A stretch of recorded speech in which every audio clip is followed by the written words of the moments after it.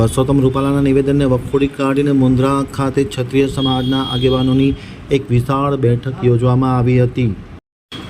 અમારા પ્રતિનિધિ મજીદ સમાને હરેશગીરી ગોસ્વામીનો એક વિસ્તૃત અહેવાલ. પરસોત્તમ રૂપાલાએ જે કરેલ નિવેદન સામે ભારે આક્રોશ વ્યાપ્યો છે, ત્યારે આશાપુરા ચેરિટેબલ ટ્રસ્ટના ઉપક્રમે મુન્દ્રા ખાતે એક ક્ષત્રિય સમાજના આગેવાનોની બેઠક મળી હતી. બેઠકમાં મોટી સંખ્યામાં ક્ષત્રિય સમાજના આગેવાનો ઉપસ્થિત રહ્યા હતા. મુન્દ્રા અને તેની આજુબાજુના વિસ્તારમાંથી આગેવાનો આ બેઠકમાં ખાસ ઉપસ્થિત રહ્યા હતા. પોતાના અલગ અલગ મંતવ્યો જાહેર કરવામાં આવ્યા હતા, જેમાં ખાસ કરીને પરસોત્તમ રૂપાલાએ જે નિવેદન કર્યું છે તેને વખોડી કાઢી અને તેમની ટિકિટ રદ કરવામાં આવે તેવી પણ માગણી આ બેઠકમાં સ્પષ્ટ કરવામાં આવી છે. આજે મુન્દ્રા અમારા રાજપૂત સમાજના દરેક સંગઠનના ભાઈઓ એક મીટિંગ કરી અને જે ગુજરાતની અંદર અમારા સમાજ વિરુદ્ધ રૂપાલાએ નિવેદન આપ્યું, એના માટે જો રૂપાલાને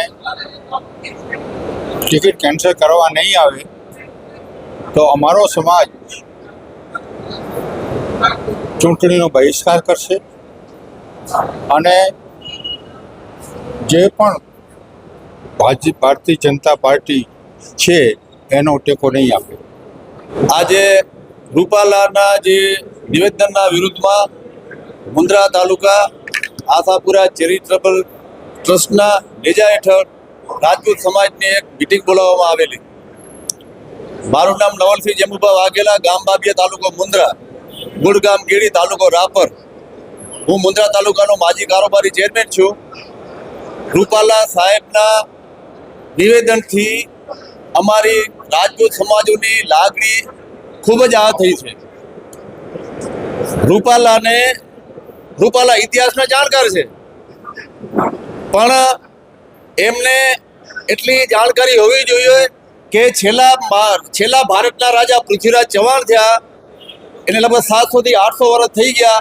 ત્યાર પછી ભારતને હિન્દુ ધર્મ બચાવવા માટે, ભારતની સંસ્કૃતિ બચાવવા માટે લાખો રાજપૂતોએ પોતાના બલિદાન આપ્યા છે. એ રૂપાલા નથી દેખાતું.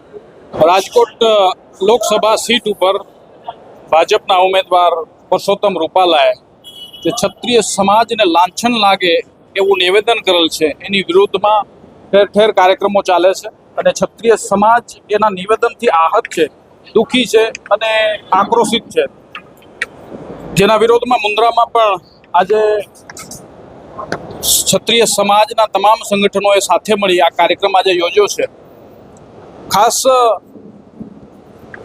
ક્ષત્રિય સમાજે 1000 વર્ષ સુધી આ રાષ્ટ્રનું અને હિન્દુત્વનું રક્ષણ કર્યું છે. 1000 વર્ષ સુધી વિદેશી આક્રમણકારીઓ, વિદેશી લૂંટારાઓ, મુગલો એમની સામે યુદ્ધો લડ્યા છે અને પોતાના પ્રાણોની આહુતિ આપી છે.